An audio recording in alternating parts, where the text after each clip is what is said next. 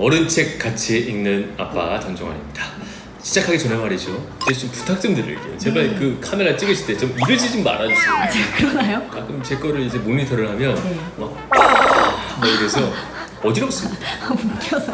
네, 그러지 말아주세요. 아, 예. 전 숨 참습니다. 찍을 때. 아, 명심 좀 해주시고요. 예. 전종환 시작하겠습니다. 네, 오랜만입니다. 네, 반갑습니다. 오늘 준비한 책은요. 왜 아이에게 그런 말을 했을까? 이 책 제목을 보고 나서 왠지 이 책은 에티비와 어울릴 것 같다 네. 그런 생각이 들어서 한번 서점에서 쭉 보고 나서 구입을 했고 읽어봤습니다. 저한테도 되게 맞다. 나중에 이제 범민이 키워가면서 이런 말들을 조심해야겠구나 이런 생각이 들었고, 이게 뭐 아주 새롭거나 와 그런 게 있구나라기보다는 우리도 다 어릴 때 부모님들한테 어떤 말들 들으면서 나중에 난 저러지 말아야지 이런 생각했던 네. 누구나 그런 생각들을 하잖아요. 네. 신여개의 그 예를 들어줍니다. 어떤 얘기들이 참 아이의 가슴을 아프게 했다. 근데 이 책이 좀 마음에 와닿는 거는 이 저자가 자식을 서울대학교에 보낸 분이세요. 근데 보내고 나서 지나고 나 보니까 남들은 다 축하해 서울대 보냈구나, 대단하다 했는데 어느 순간 보니까 아이와 소통이 전혀 없더라는 거예요. 아주 멀어져 있었고 남들은 날 부러워하는데 실제로 나와 내 아이의 관계는 썩 좋지가 못하고 그래서 돌이켜보면서 쓴 겁니다. 부부가 같이. 그때 왜 우린 그런 말을 했을까? 그 말이 아이에게 어떤 상처를 줬을까를 돌이켜보면서 네. 50여가지의 이것만은 하지 않았으면 참 좋았을 것을 우린 왜 그런 실수를 하고 살까요? 이걸 정리해 주신 글이에요. 너무 필요하겠다. 그러니까 우리 지금 막 키우면서는 그런 생각 못 하잖아요. 당장 잘 키워야 되고 뭐 좋은 학교 보내야 되고 그런 생각 못 할 때 이 책을 한번 보면서 생각을 해보면 나를 좀 제어할 수 있지 않을까? 그런 생각입니다. 그래서 이렇게 부제가 아이를 서울대에 보내고 나서 뒤늦게 시작한 부모 반성 수업입니다. 한번 좀 궁금하지 않습니까? 궁금해요. 왜 이렇게 쇼핑몰 같은 데 다닐 때도요. 네. 꽤나 장성한 그 아들인데 엄마하고 어깨동무를 하고 간다든지 아니면 엄마가 이렇게 꼭 끌어안고 뭐 또는 손잡고 이렇게 걸어가는 모습 보면 참 보기 좋으면서 궁금해요. 어떻게 저분은 키웠을까? 어떻게 키웠을까? 왜 지금 아이가 제법 자랐는데도 불구하고 엄마하고 붙어있는 모습? 그런 걸 이렇게 부끄러워하거나 쑥스러워하거나 낯설어하지 않고 어떻게 저런 모습이 나올까? 친구처럼. 네. 어떤 서로의 감정의 응어리가 없다는 얘기죠. 그렇죠. 근데 그게 참 힘들어요. 2챕터 정도를 소개를 해드릴게요. 하나는 자녀의 아픔을 무시하지 마세요. 이런 단락입니다. 그래서 이런 얘기를 하세요. TV 같은 거 보면서 뭐 소말리아나 아프리카 빈민 어린아이들 보면서 부모랑 같이 볼 때 있잖아요. 그러면서 늘 나오는 얘기가 있습니다. 야, 종환아, 진짜 참 슬프다, 그치? 넌 참 행운인 거야. 한국에 태어나서 우리가 뭐 부자는 아니지만 충분히 다 갖춘 상태에서 공부 마음대로 할 수 있고 넌 참 행복한 거야. 이런 얘기 정말 누구나 그렇죠. 살면서 한번 들어봤잖아요. 그래서 그 대화를 이렇게 구성을 하세요. 아들아, 뭐 범민이로 하죠. 저 아들분이 어때? 저 아이들 보니까 어때? 불쌍해요, 엄마. 눈물이 날 것 같아요. 그래, 세상엔 저런 애들도 많은데 넌 감사해야 돼. 아이가 말이 없습니다. 점점점. 우리는 굶지 않잖아. 그리고 넌 병에 걸리지도 않았어. 얼마나 감사한 일이니. 예. 그러니 때를 너무 쓰지 마. 장난감을 많이 사달라는 것도 곤란해. 흙바닥에서 나뭇가지 갖고 노는 저 아이들을 봐봐. 네. 그리고 열심히 공부해야 돼. 넌 아주 행복한 거야. 그러니까 불평은 하지 마. 네. 그러니 아이는 마음속으로 결심했을 거예요. 2번 다시 부모와 함께 그런 TV 안 보고 이런 겁니다. 흔들리지 말랬죠, 제가. 자꾸 흔들려. 참아야 됩니다. 제가 볼 때마다 가슴이 아파요. 웃음을 참습니까? 네. 알았어요. 알겠습니다. 어쨌든 이제 아이는 그런 TV 프로그램을 보면서 생각한다는 거죠. 다시는 저런 걸 엄마가 보지 않겠다. 그러면서 이 저자가 아이의 입장에서 그걸 보면서 부모한테 이런 얘기를 해주는 상상을 해요. 엄마, 외국에서는 전쟁터에서 죽는 아빠들이 많아요. 아빠는 직장 생활이 힘들다고 불평하지 마시고 감사하면서 생활하세요. 또한 가난한 나라 엄마들은 하루 12시간 농사일을 하면서도 아이를 잘 키운대요.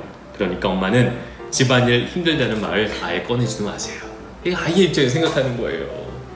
똑같이 적용할 수 있습니다. 그래, 맞아요. 부모가 아이한테 보면서 너는 행복하니까 공부 열심히 해, 이 말을 네. 엄마는 행복하니까 조용히 집안일이나 하세요. 똑같은 거예요. 사실. 맞아. 근데 우리는 부모라는 이유로 자식한테는 그 말을 자유롭게 합니다. 그리고 자식이 엄마한테 엄마 그래서 이놈의 새끼가 이렇게 나가죠. 건방지게 무슨 지금 응? 공부 열심히 해. 모든 대화가 이렇게 끝납니다. 다시 말해서 애라고 해서 그 감정을 막 너무 마음대로 강요하고 마음대로 해석하고 그것도 한 번 들어도 아이들은 다신 대화 안 해야지 생각을 하는데 우리가 살면서 한 번만 들었겠습니까? 언제나 노출되어 있습니다. 그런 위험 요소는 주변에 사방에 네, 그런 것들 좀 자제했으면 좋겠다. 이 챕터를 보면서 저는 그런 생각이 들었습니다. 네. 한 챕터 정도 더 소개를 해드려도 좋을 것 같아요. 왜 우는지 윽박지르지 말고 상황 파악이 먼저입니다. 이건 저도 참 많았던 것 같아요. 어릴 때 속상해서 막 울면 뭘 잘했다고 울어! 그러니까 늘 그거였어요. 나는 잘했다고 우는 게 아닌데 넌 뭘 잘했다고 이렇게 우니 그러면 그 순간 지금 울고 있는 내 감정이 부정당하는 느낌이 들죠. 그래서 우는 건 죄악인 것 같고 내 감정을 드러내는 거에 대해서 좀 주저하게 되고 가만 보면 저도 제 감정을 좀 억압하고 사는 경향이 네. 있는 것 같아요. 늘 제 감정을 온전히 드러내지 않고 사는 게 몸에 좀 습관이 되어 있는 사람 맞아요. 중에 하나인데 그게 어떻게 보면 그 어린 시절에 제 감정을 마음껏 드러내는 것보다는 저는 좀 규율과 어떤 엄격함, 통제 좀 이런 집안의 환경 속에서 자라난 게 제 감정을 막 드러내지 않는 저 스스로 통제하는 데 장점은 있지만 가끔씩은 왜 나는 어릴 때부터 이렇게 내 감정을 마음껏 발산하지 못했나라는 생각을 할 때가 있거든요. 네, 그런 면에서 이제 이 저자도 그런 얘기를 합니다. 본인의 이 과정이래요. 첫 번째 단계입니다. 우네? 왜 울어? 어떤 나쁜 사람이 뭐라 그랬어? 이게 첫 번째 단계고요. 두 번째 단계입니다. 왜 울어? 착하지? 그래 이제 그만 울자. 세 번째, 왜 우는 거야? 대체 이해가 안 되네. 왜 울어? 네 번째, 이제 그만 울어. 또 이게 본인이 자신을 키우면서 첫 번째는 누군가한테 탓을 돌리는 거죠. 누가 뭐라 그랬니? 그다음 두 번째, 엄마가 있으니까 괜찮잖아. 그만 울어. 이제 화가 나기 시작합니다. 그래서 결국에는 뚝 이렇게 얘기를 하는 거죠.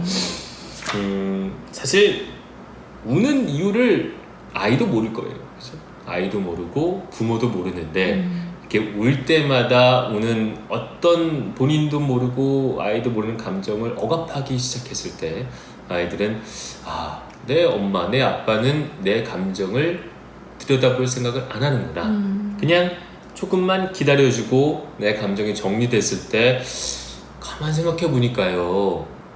그래서 울음이 났던 것 같아요. 사실 성인이 돼도 저와 지혜 씨도 예를 들어 뭐 싸웠다. 누가 하나 울었다. 그 감정을 정리하기까지 시간이 꽤 걸립니다. 그렇죠. 내 마음을 들여다보고 돌이켜보고 정리하고 그걸 또 입으로 꺼내기까지는 상당히 많은 시간이 걸리는데 왠지 모르지만 부모님은 어쨌든 우는 모습을 보고 싶지가 않고 그걸 억압한다는 거죠. 맞아요. 그래서 이런 얘기를 합니다. 정신과 의사 로빈 버만이라는 사람이 이 속에서 이런 말을 했대요. 정신 건강을 위해서는 감정을 회피하지 않고 받아들이는 것이 가장 중요합니다. 운다는 것은 어떤 감정에 드러나는 것이고 그것을 받아주고 마음껏 울고 그걸 허용하는 게 맞다고 얘기를 하는 거죠. 그러면서 부모의 요구에 못 이겨서 슬픔을 억누르고 회피하는 아이들은 마음에 병이 들 것입니다. 이런 얘기를 합니다.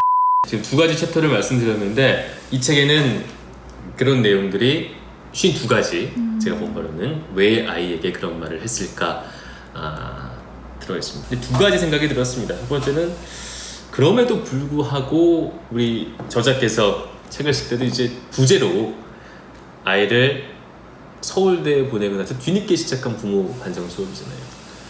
여기도 서울대가 들어갑니다. 사실은.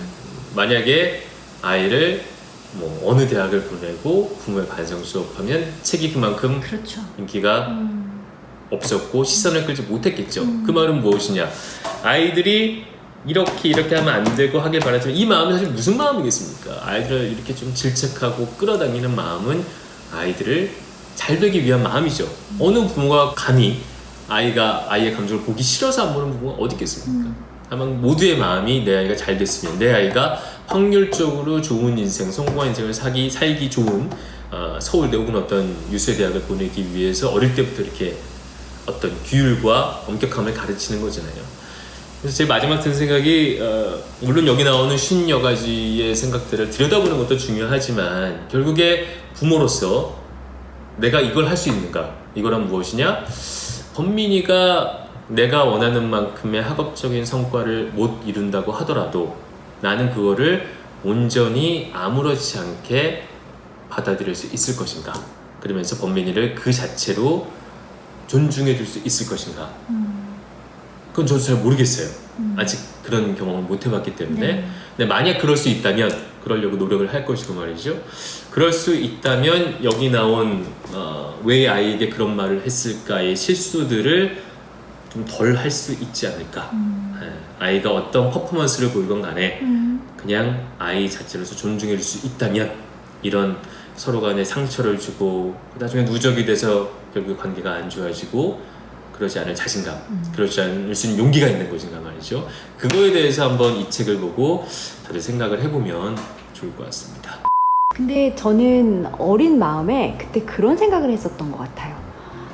나도 다른 부모와 우리 부모를 비교하자면 이야기할 수 있다. 할 게 많죠. 그러나 그건 자식된 도리로 부모에게 상처가 될까봐 안 맞아요. 하는 것이다. 그렇죠. 라는 생각을 저는 어릴 때 했었거든요. 근데 아마 다른 아이들 다 마찬가지일 거예요. 누군가도 생각했을 거예요. 우리 부모 저 집 엄마는 이렇게 해주는데 저 집 아빠는 저렇게 해주는데 저 집 엄마는 뭔데 저 집 아빠는 뭔데 이런 거 아이들 입장에서는 왜 비교가 안 되고 왜 부러운 점이 없겠어요. 근데 그럼에도 불구하고 어린 마음에도 아이들은 이 말은 해선 안 되는 거. 상처를 왜냐? 줄 상처가 것이다. 되니까. 근데 부모들은 그거 하잖아요. 안 하잖아요. 네, 하잖아요. 그거 참 이상한 거예요. 어떻게 네. 보자면. 네. 잘 됐으면 하는 마음은 알겠지만 그러면 안 되는 거죠. 그렇죠? 그렇죠.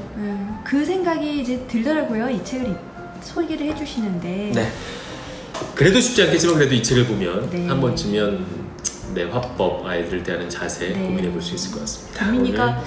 범민이가 나중에 네. 약간 이제 뭐 우리가 원하는 만큼의 어떤 성과들을 내지 못하고 있다 할지라도 결코 누구와의 비교는 절대로 하지 말아야겠다. 그런 생각. 끝내 성과가 안 나와도 괜찮아야 된다는 확신이 있어야 됩니다. 맞아요. 예. 내가 원하는 삶의 모습이 아니어도 나는 괜찮다. 난 똑같이 범민이를 사랑한다. 존중하고 인정할 것이라는 마음이 제일 중요할 것 같아요. 네. 그 마음을 좀 오랫동안 가져보도록 서로 노력하겠습니다. 좀 노력을 해보죠. 네.